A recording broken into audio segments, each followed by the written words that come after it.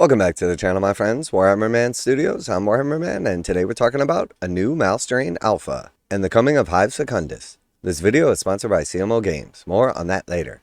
You can't run or hide from the unstoppable mouse strain alpha. The mouse strain is a strange, corrupted version of a genestealer infestation, the progeny of Broodmind, brought into being by the tech priest biologist Hermiatus, which was brought to the brink of death by the esoteric weapons deployed to purge the infestation completely. Deep in the ruins of Hive Secundus, the horror of the mouse strain grew for years, and while the creatures they call this hellish abyss home are not your regular genestealers, they are no less terrifying. Just look at the mouse strain coalescence. At the apex of this chain of abominations is the mouse strain alpha, the purest embodiment of its twisted brood.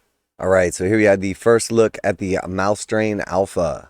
So pretty awesome. Again, we see Games Workshop has kind of gotten rid of the symmetry that we have seen previously and totally mixed it up. So we have like one big fist over here, and then a smaller arm, and then we had the more typical like genestealer double arm on the other side. It's like definitely gaunt and like extended. We see a pretty cool textured base with like a tactical pipe / rock going on here, and then again it has the sort of like fungi bulbous like things going on in between like the chitinous armor. Very cool looking model right here. Definitely a fan of like the change to the genestealers or the addition of the new type of genestealers. Looking forward to seeing the datasheet in 40k and like what they add to the game in addition to like your standard genestealers. And as we see more and more of the Secundus stuff with like the various genestealers, the box sets, the terrain sets, the Spire Hunters, and now this bad boy as well, I am definitely getting super excited for this, and I have a feeling that it is quick approaching. So I do expect it'll go up for pre-order in July, at least the main box set for Secundus, and then we'll see some of these things trailing out shortly after.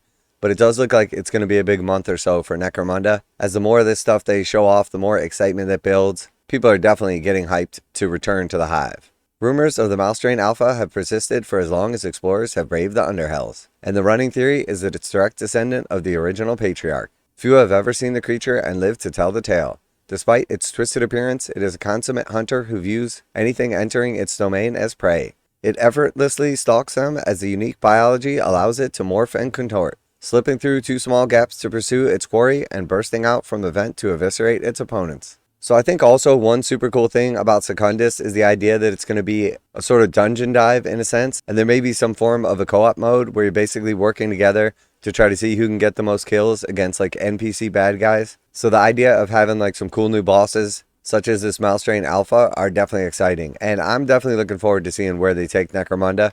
As I've always been a massive fan of the game, I really like the old original Necromunda and the various campaign modes. But I feel like over the last couple of years, it's gotten just too bloated. There's way too many books. It's too hard to get the stuff that you want. So hopefully this is going to see like some refinement, at least for like the new game mode, if not the entire game as a whole. In the last few big box sets Games Workshop has released for Necromunda have basically fallen on their faces, coming in at like the over $300 price point and just trying to pack too much stuff inside of a box set that should have been a more affordable starter has made it so it's extremely difficult to people to get into the game. And then again, like the bloat with the books and everything like that, having to buy multiple books, in many cases like 3 or 4 just to play the game, creates a massive paywall for new players and new people that are interested in jumping into it. So hopefully Secundus solves a lot of those problems. Again, we'll see in time, and we'll definitely talk more about it as it approaches. But the new models, the new lore, and all of the stuff that they've shown off so far looks absolutely amazing. It carries with it the madness of the mouse strain, and anyone who attempts to face off against this monstrosity risks having their very psyche shattered. So madness of the mouse strain. Any enemy fighter who wishes to perform the charged double action targeting the mouse strain alpha must first make a willpower test. If the test is passed, they may perform the action as normal. If the test is failed, they remain where they are, end their activation, and gain the insane condition. Okay, so that's pretty awesome. It's obviously super intimidating, so it is a risk just trying to make a charge move. And your willpower is going to be extremely important if you want to get close to this bad boy. Now a quick message from today's sponsor. CMO Games has been selling Games Workshop products online for over 20 years. They carry the full line of Games Workshop products, including Warhammer 40,000, Age of Sigmar, Necromunda, Blood Bowl, paint tools, and more. Almost all Games Workshop products are priced at 15% off MSRP. CMO Games takes pre-orders for most Games Workshop products released at their earliest date possible. 12:01 a.m. on Saturday, they go live. Most of these pre-order products are also priced at 15% off MSRP. CMO Games offer free shipping in the US 48 with an order of $50 or more. Their customer service is top-notch, and they ship most orders within 24 hours. Visit CMOGames.com using the affiliate link in the description and let them know that you heard about CMO Games from Warhammer Man. Now, back to the video.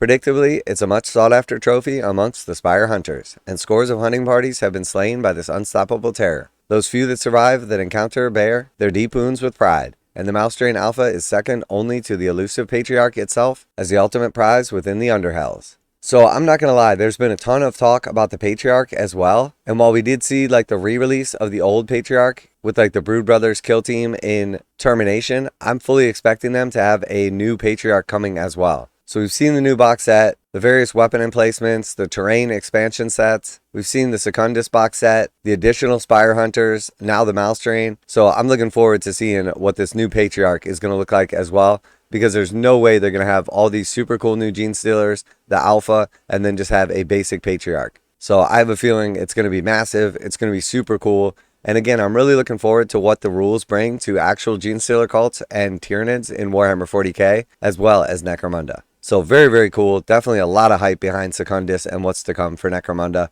I've been waiting for the Spire Hunters myself for years and absolutely cannot wait to start a new Necromunda campaign, especially if they refine the rules and like the book bloat. You can petition this beast to join your Malcadon or Malcadon corrupted gangs with rules contained in the next supplement book for Necromunda. We'll be revealing another Dramatis Persona next week. Okay, so that's got to be either a character for the Spire Hunters or the Patriarch. But regardless, based on what we've seen so far, the actual like models, new rules, but what we've seen so far with the actual models they've shown off, the terrain, all the stuff, you know it's going to be cool.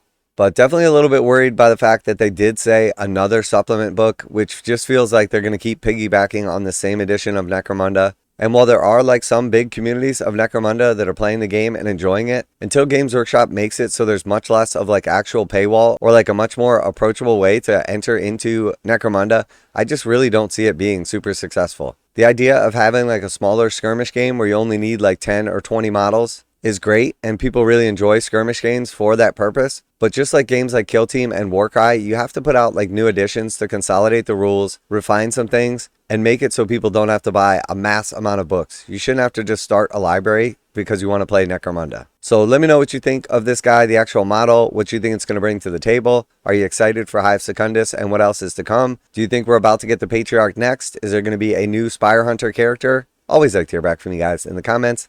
And as always, special thanks to CMO Games for sponsoring the channel. Check out the link in the description to save 15% on Games Workshop products. That's it for today. Warhammer Man Studios, I'm Warhammer Man, and Secundus fast approaches. And I love it, and I'm out of here.